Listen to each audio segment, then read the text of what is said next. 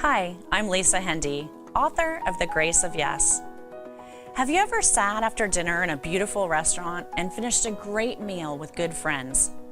The waitress brings your dessert, a chocolate concoction too big for any one person, with lots of spoons. You take the first bite, and the taste explodes in your mouth. Your friends exercise restraint. Try this, you coax them. It's absolutely perfect. You don't give up until they reach for one of the extra spoons and finally dip in. Before long, everyone at the table has a spoon, and we're all agreeing that life would not have been the same without eating the chocolate volcano. Your joy in sharing something you have passion for is complete. If we can share our passion for a slab of cake with this much conviction, why is it often so hard to share our beliefs? Isn't a relationship with God the most amazing gift our generous hearts could ever give? And why is it even harder to do this with our best friends and family? In my own life, I've often found that it's sometimes easier to stand in front of a room of 1,000 strangers and give a testimonial than it is to talk about faith topics with some of my closest relatives around the dinner table. But if my beliefs define me, why do I hold back in sharing my faith with those I love most?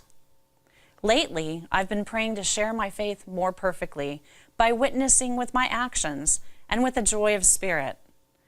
I'd like for my loved ones to look at my life and desire that secret ingredient that fuels me.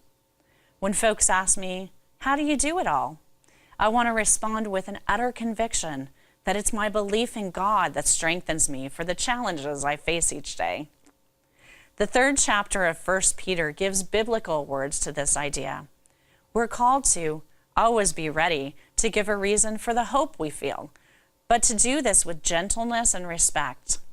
In the same way that I wouldn't take that chocolate lava cake and cram it down my friends' throats, I must be tender and deliberate in my sharing of my beliefs with others. But I need to avoid letting caution become my excuse.